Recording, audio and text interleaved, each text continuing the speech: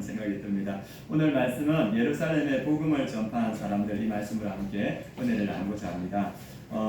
이전에 지난주에 우리 기도해 주셔가지고 우리 전도팀에서 이렇게 13단지 아파트에 전도하러 갔습니다. 그러니까 더운 날임에도 불구하고 어르신들이 이렇게 그늘에서 이렇게 있더라고요. 그래서 전도지하고 전도 물품을 전해드리니까 어르신들이 어느 교회냐고 이렇게 관심을 나타내고 이렇게 흡족해 하시고, 그리고 또 이제 그 복지관에 가니까 또 많은 분들이 계시더라고요. 그래서 그 복지관 관계자분들이 커피나 음료 필요하냐고 막 저희 막 이야기하더라고요. 그래서 괜찮다고 하고 그 안에 계신 분들에게 또 전도지하고 음료하고 나누고 있습니다. 그리고 바깥에 이렇게 나오니까 노래 소리가 나오더라고요. 그래서 가보니까 경로당에서 어르신들이 노래 교실 하고 있더라고요. 그래서 몇 분 계시냐니까 40여 분이 거기서 노래 교실 하고 있어요. 그래서 그 섬기는 분이 전도 물품 자기가 가져다 주겠다고 40여 개 이렇게 나눠드렸습니다. 그래서 저희가 이렇게 나오니까 그 아까 음료하고 이렇게 전도지 받은 분이 저한테 이렇게 손을 흔들더라고요. 이렇게 반갑다고. 이 미사역에서는 그런 일이 없거든요.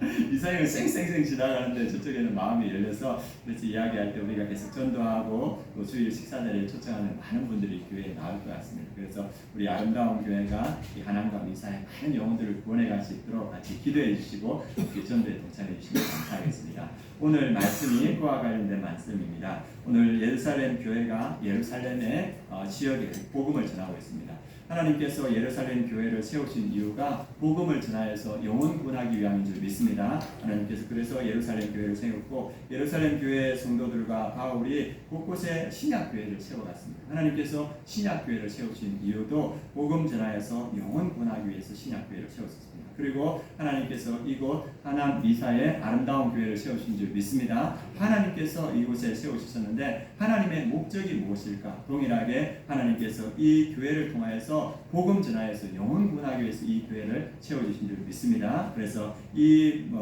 주님의 뜻대로, 주의 목적대로 우리가 이 하남 미사에 어떻게 하면 복음을 전할 수 있을까? 오늘 말씀을 통해서 먼저 은혜를 나누고자 합니다. 오늘 말씀에 보면 이 베드로와 요한이 성전 미문에 후걸하는 그 사람을 치유해주고 그를 구원해 주셨습니다. 그래서 그것을 본 많은 사람들, 오늘 말씀에 보면 오늘 말씀에 관리들과 장로들과 서기관들이 그들이 모여서 이를 베드로와 요한을 잡아들였고, 그들을 어디에 세우냐면 산헤드린 공의에 세웁니다. 산헤드린 공의는 어떤 곳이냐면 예수 그리스도를 죽음에 넘겨준 그 유대인들의 지도자들의 모임입니다. 그래서 유대인들의 지도자들이 베드로와 요한이 예수 그리스도의 이름으로 사람을 이렇게 회복시키고, 그리고 예수 그리스도의 죽으심과 부활이 전파되니까 위기감을 느꼈습니다. 그래서 이 위기감을 느낀 이 안나스와 가야바 나오는데, 그 사람들이 어떠한 사람인지를 5절 6절에서 우리에게 보여주고 있습니다. 베드로와 요한을 잡아들였던 사람들, 같이 한번 읽어보겠습니다.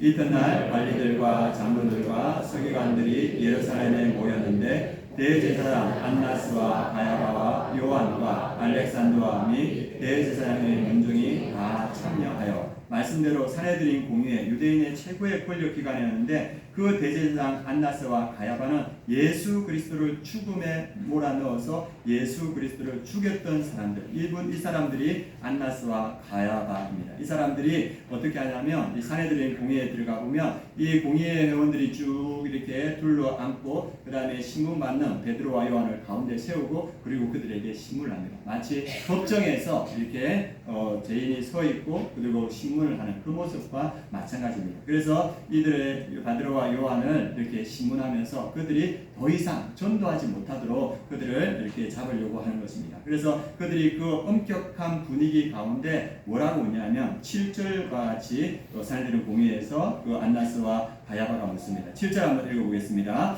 사도들 가운데 세우고 묻되 너희가 무슨 권세와 누구의 이름으로 이 일을 행하였느냐. 그래서 또 베드로와 요한에게 묻되 너가 무슨 권세와 능력, 누구의 허락을 받고 이 종교적인 능력을, 영향력을 행사했느냐 이렇게 묻습니다. 그러면 제자들의 입에서 절대로 나오지 말아야 될 이름이 있습니다. 누구의 이름입니까? 예수라는 이름. 예수가 그리고 이들에 의해서 죽음을 당했기 때문에 이들의 이름에서 예수라는 이름이 나오게 되면 어떻게 되냐면 이들도 죽음에 빠질 수밖에 없는 그러한 상황입니다. 그런데 이러한 상황 가운데 무슨 허락을 받고 이러한 일들을 행하느냐 이렇게 물었을 때 베드로와 요한이 뭐라고 말하냐면 10절부터 12절과 같이 말하고 있습니다. 같이 한번 읽어보겠습니다.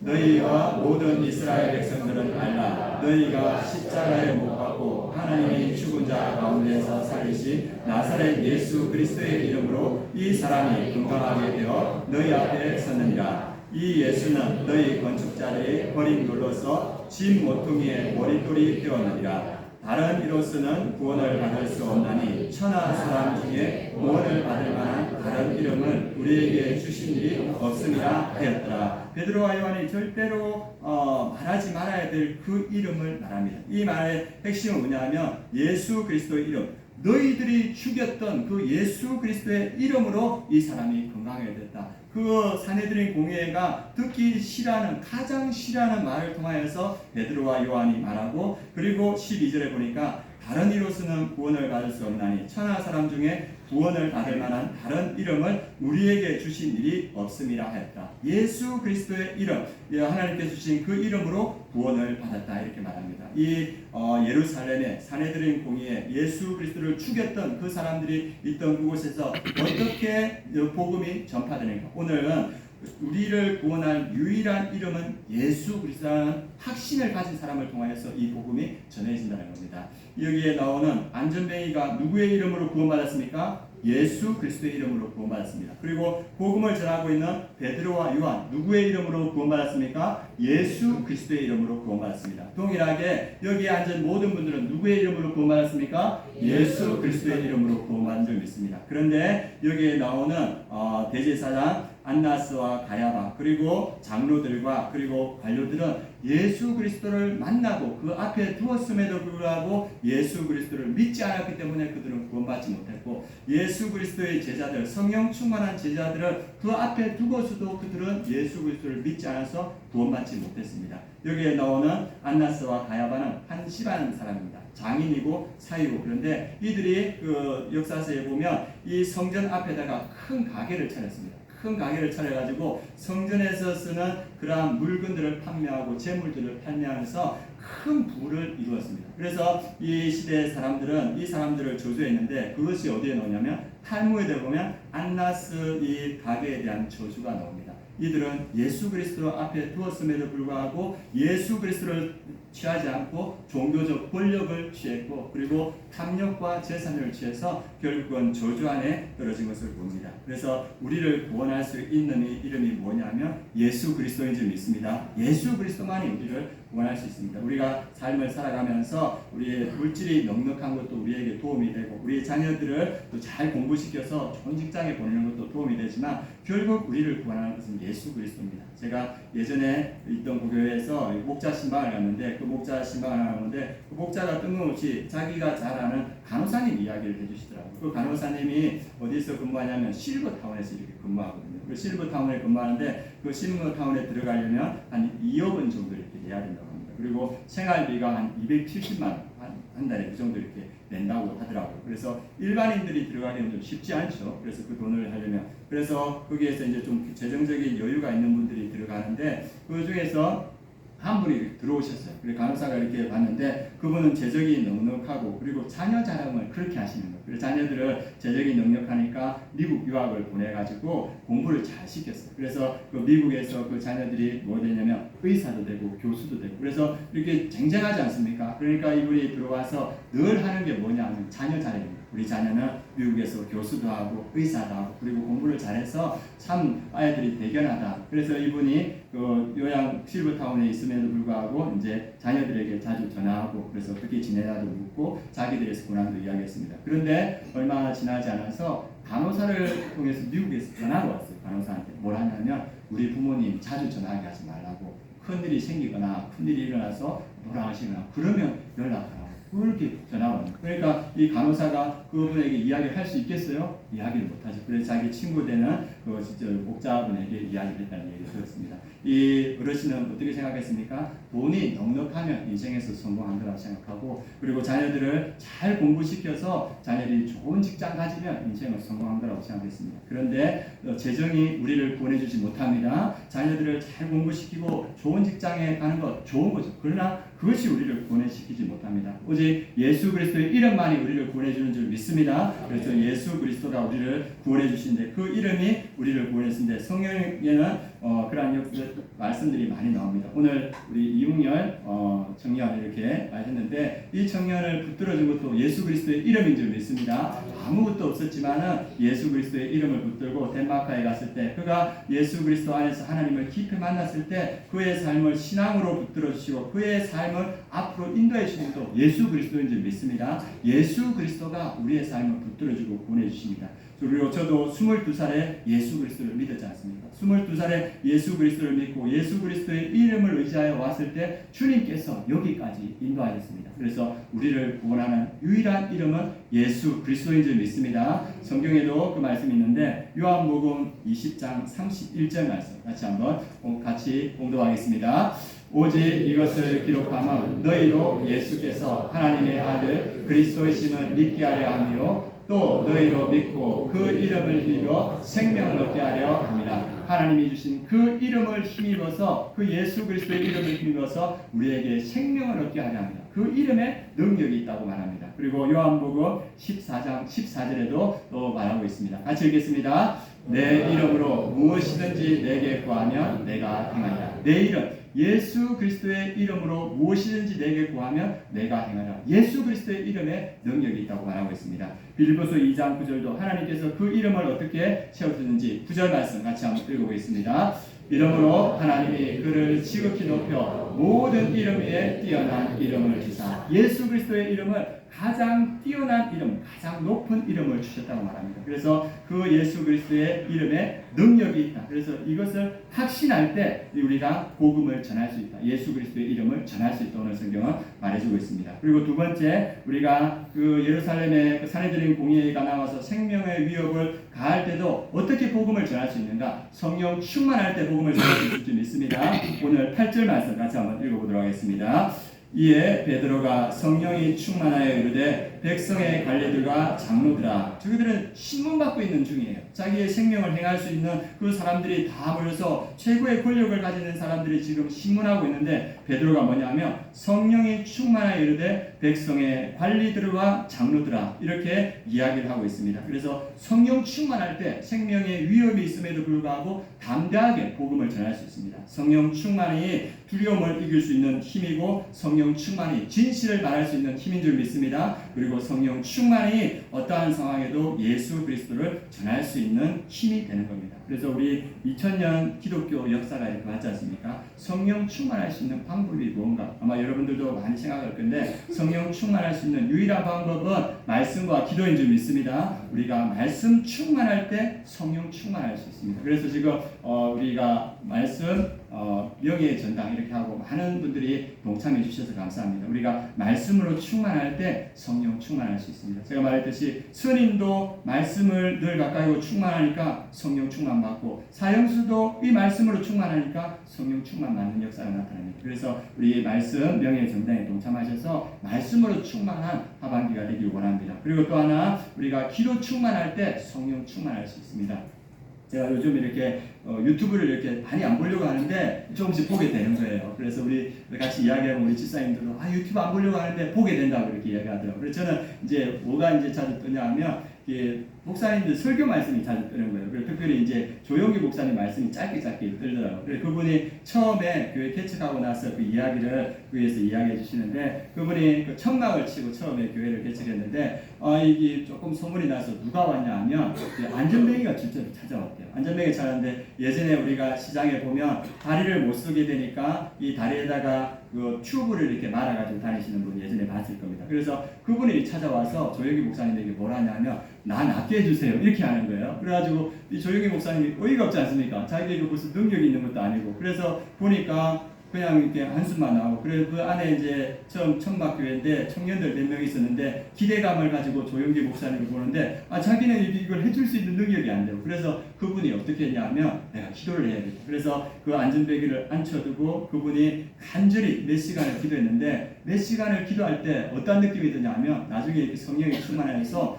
자기가 지구를 손가락으로 쫙 밀면 지구가 쫙 밀릴 것 같은 그런 이렇게 믿음이 오더랍니다. 그래가지고 그 안전뱅이 위에 올라가가지고 다리가 이렇게 굳어 있으니까 그 위에서 이렇게 팍 눌렀답니다. 그러니까 그 안전뱅이가 전도사가 사람 죽이네 막 이렇게 하더라고요. 그런데 그도 두두둑 하면서 다리가 세워지면서 그 안전뱅이가 그 안을 뛰어다닙니다. 그 다음에부터 그 수많은 영혼들이 그 교회에 이렇게 나왔다고 합니다. 우리가 성령 충만할 때, 우리 말씀 충만, 기도 충만할 때 성령 충만의 역사가 있는 줄 믿습니다. 우리 성도님들 늘 보면 새벽에 나와서 기도하고 수요 예배 때 또 기도의 자리에 나와서 기도할 때, 그럴 때 우리가 성령 충만을 받게 되고 성령 충만할 때 복음을 전할 수 있습니다. 여기 보면 우리 화요일 전도팀은 여기에서 이제 중보기도 1시간 하고 이렇게 나가시거든요. 그러니까 나가면서 이렇게 복음 전하는 것이 그렇게 어렵지 않은데, 사실 우리가 성령 충만하지 않으면 나가서 전도지 한 장 전하기 어렵습니다. 왜냐하면 그냥 들어가는데 이걸 주면 저 사람 반응이 어떠할까? 그런 걱정이 되는 거예요. 그런데 성령 충만할 때 우리가 복음을 담대하게 전할 수 있습니다. 여기 있는 분들 성령 충만하여서 담대하게 복음을 전하시기 바랍니다. 그래서 그 능력이 우리 가운데 나타나기를 바랍니다.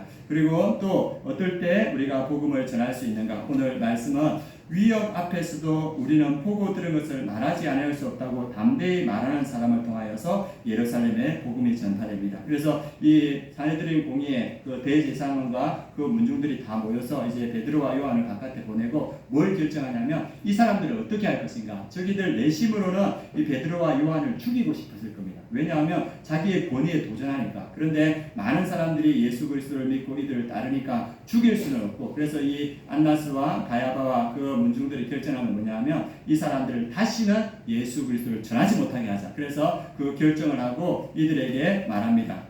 말하는데 무슨 말을 하냐면 18절 말씀 같이 한번 읽어보도록 하겠습니다. 18절 말씀 읽겠습니다. 그들을 불러 경고하여 도무지 예수의 이름으로 말하지도 말고 가르치지도 말라 하니, 그들을 차마 죽이지는 못하고 경고할 때 뭐냐면 너희가 다시는 18절에 보면 예수의 이름으로 말하지도 말고 가르치지도 말라, 전도하지 말라, 복음을 전하지 말라 이렇게 말합니다. 그런데 베드로가 그 사내들인 공의에서 그 말을 듣고 어떤 말을 하냐면 19절 20절 말씀을 합니다. 같이 한번 읽어보도록 하겠습니다. 베드로와 요한이 대답하여 이르되 하나님 앞에서 너희의 말을 듣는 것이 하나님의 말씀을 듣는 것보다 옳은가 판단하라. 우리는 보고 들은 것을 말하지 아니할 수 없다 하니, 자기를 죽일 수 있는 사람들인데 그 앞에서 뭐라 하면 하나님 앞에서 사람의 말을 듣는 것이 옳은가, 하나님의 말씀을 듣는 것이 옳은가. 우리는 듣고 본 것을 말하지 않을 수 없다. 우리는 복음을 전할 것이다. 이렇게 말합니다. 그래서 그들은 이후에도 계속적으로 복음을 전합니다. 어떤 사람이 복음을 전할 수 있습니까? 사람과 하나님 앞에서 하나님의 말씀을 따르며 우리가 보고 들은 것을 말하지 않을 수 없다. 이 말씀을 가지고 복음을 전할 자를 통해서 예루살렘에 복음이 전해집니다. 한 목사님에게 그 교회 청년이 이 복음을 편지를 받았습니다. 지금 좀 더운데 에어컨을 조금 낮춰주시면 감사하겠습니다. 저만 덥나요? 말이 너무 빨라서 더운 것 같아요. 네, 한 청년이 그 담임 목사님에게 편지를 썼는데 편지 내용이 뭐냐면 그 청년이 의대에 다니는 청년이에요. 그 의대에 다니는데 그 의대에서 클래스에서 이 정도 이렇게 모였을 텐데 클래스에서 무슨 내용이 있었냐면 동성애에 대해서 어떻게 생각하는가 그런 토론이 벌어졌습니다. 그런데 그 청년이 자기는 기독교이니까 동성애는 죄다 이렇게 이야기를 하는 거예요. 그러니까 그 클래스에 있는 모든 동료들이 기독과는 편협하고 독단적인 종교다 이렇게 하면서 한 명 외에는 모든 동료들이 자기를 공격하더랍니다. 그래서 그것이 안타까워서 그 담임 목사님에게 그 상황을 편지를 했고 그 담임 목사님이 예배 가운데 이렇게 읽어주는 것을 봤습니다. 이 시대는 기독교를 편협하고 독단적인 종교로 이렇게 치부합니다. 그래서 이 시대는 기독교를 받아들이지 않는 그리고 반대하는 그런 시대입니다. 그런데 우리가 어떻게 이 시대에 복음을 전할 수 있습니까? 우리가 하나님과 사람 앞에서 하나님의 말씀을 듣고 우리가 보고 들은 것을 전하지 아니할 수 없다. 이 결단하는 사람을 통해서 복음이 전해질 줄 믿습니다. 이 지금 사내들은 공예가 너희가 전하면 우리가 가만두지 않겠어. 이렇게 위협하는 상황임에도 불구하고 우리가 보고 들은 것을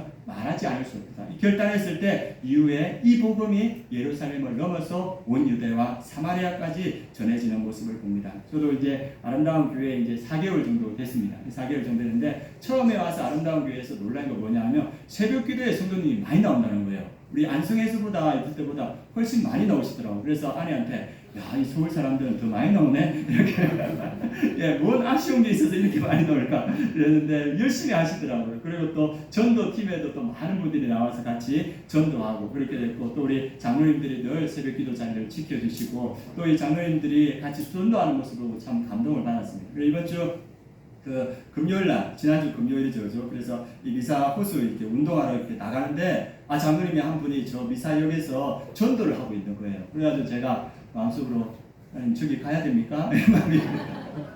그런 마음이 드는 거예요.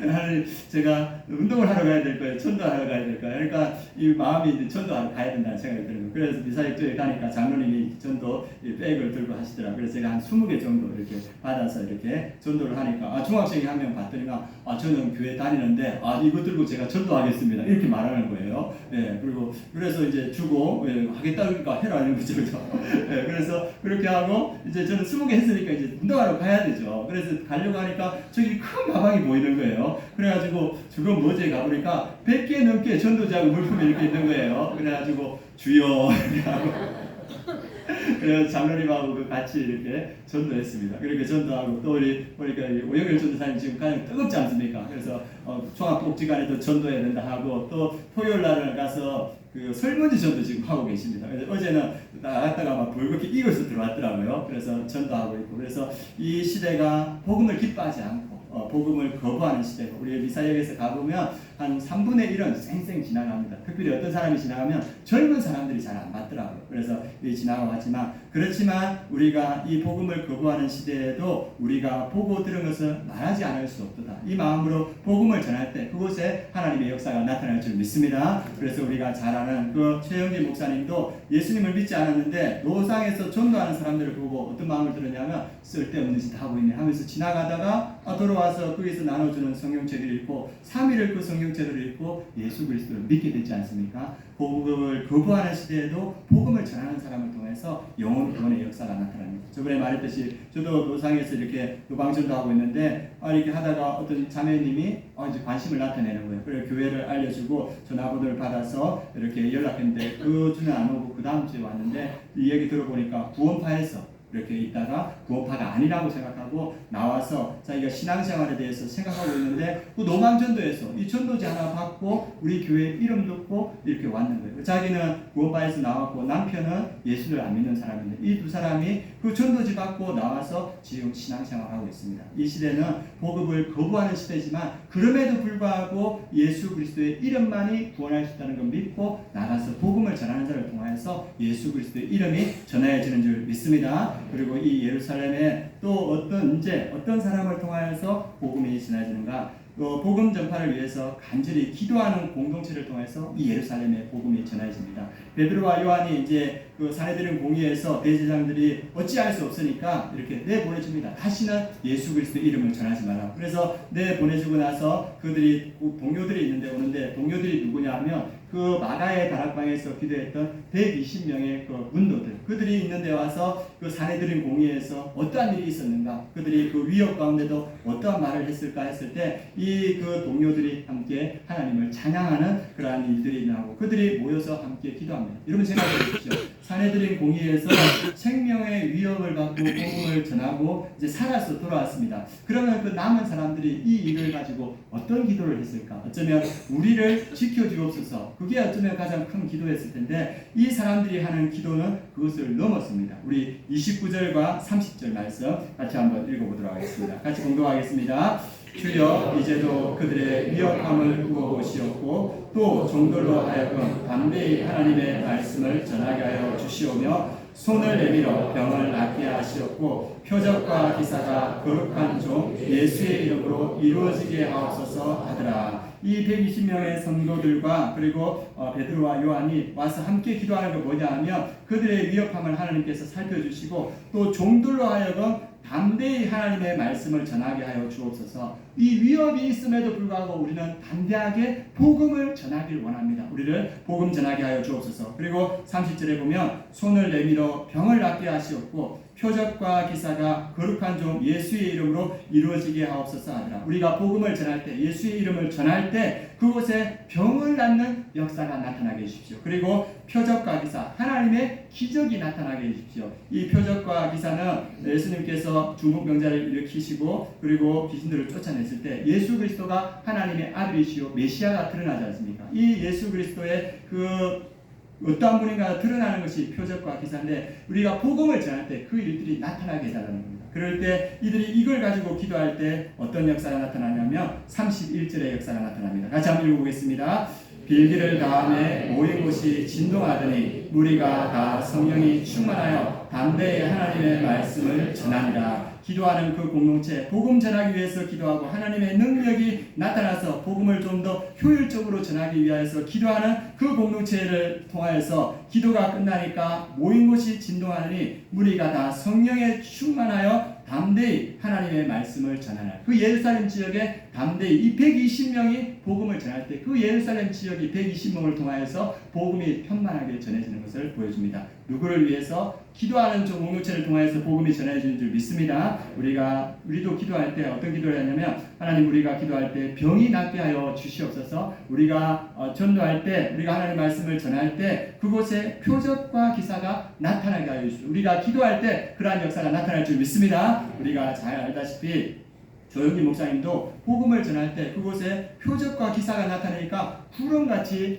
사람들이 구원되는 역사가 나타났습니다. 예전에 윤석전 목사님 그 집회에 가서 윤석전 목사님 이야기를 들었는데 그분도 처음에는 개척을 하셨대요. 조그맣게 개척해서 성도가 없으니까 어떻게 합니까? 집집마다 아파트 다니면서 문 두드리고 복음을 전하고 했는데 어느 집에 갔는데 문을 두드리니까 처음에는 주저주저 하다가 이렇게 윤석전 목사님을 맞아들이더라고요. 그래서 이렇게 이야기를 하는 거 보니까 그 집안에 누가 있냐면 중풍 걸린 분이 있는 거예요. 그래서 사람을 맞이하기 힘들었는데 그 윤석전 목사님이 대화를 하면서 내가 한번 기도해도 되겠습니까? 하면서 그 중풍 걸린 분에게 이 기도를 하고 그 다음 주에 찾아갔는데 손을 못 움직이신 분이 손이 움직이는 거예요. 그러면서 그분이 차츰차츰 나아지면서 이 소문들이 나면서 또 주변에 있는 많은 사람들이 교회에 오는 역사가 나타나는 겁니다. 우리가 복음을 전할 때 표적과 기사가 나타나면 그걸 통해서 영혼이 구원되는 역사가 있을 줄 믿습니다. 그래서 우리가 이 믿음으로 하나님 우리가 복음을 전할 때 그곳에 병이 낫는 역사가 나타나게 하시고 우리가 복음을 전할 때 그곳에 표적과 기사가 나타나게 하여 주옵소서. 2000년 전에 나타났던 그 역사가 오늘날도 동일하게 나타나는 줄 믿습니다. 그래서 우리가 이 기도로 함께 나아가며 복음을 전할 때 그곳에 예루살렘이 복음으로 변화되듯이 이 하남과 미사가 복음으로 변화될 줄 믿습니다. 그래서 이 믿음으로 우리가 함께 복음을 전하는 우리 성도님들 되었으면 좋겠습니다.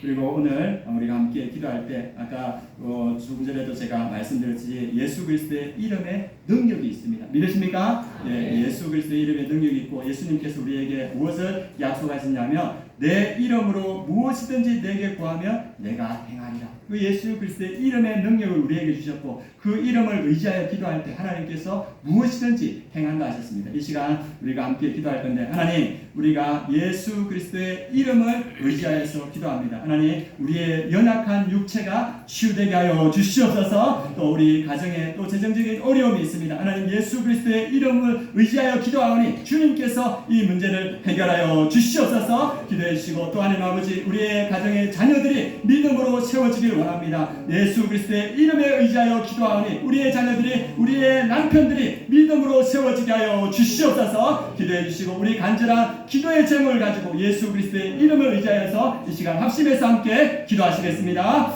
할렐루야. 하나님 아버지 이 시간 우리가 예수 그리스도의 이름을 의지하여 주님 앞에 나아갑니다. 하나님 아버지 내 이름으로 무엇이든지 내게 구하면 내가 행하리라고 주님 약속하셨습니다. 하나님 아버지 그 이름을 의지하여 주님 앞에 나아갑니다. 하나님 연약한 우리 성도님들이 있습니다. 하나님 아버지 연약함이 예수 그리스도의 이름으로 치유되는 역사가 나타나게 하여 주시옵소서. 또 하나님 아버지 우리 가정에 간절한 기도의 제목이 있습니다. 우리가 예수 그리스도의 이름으로 기도할 때 하나님 아버지 그 간절한 기도의 제목이 응답되는 역사가 있게 하여 주시옵소서. 경제적인 문제가 해결되게 하시고 우리의 자녀들이 믿음으로 채워지게 하시고 우리의 가족들이 믿음으로 나오는 그런 역사가 있게 하여 주시옵소서. 우리가 예수 그리스도의 이름을 의지하여 주님 앞에 나아갑니다. 하나님 아버지 그 이름의 능력이 우리의 삶에 나타나게 하시고 우리 가정에 나타나게 하시고 하나님 우리 교회에 나타날 수 있도록 주님께서 역사하여 주시옵소서. 하나님 아버지 주의 이름을 붙들고 기도하는 주의 백성들 주님께서 외면치 마시고 주의 놀라운 역사가 우리 성도님들에게 나타날 수 있도록 주님께서 역사하여 주시옵소서. 주님 함께하여 주시옵소서.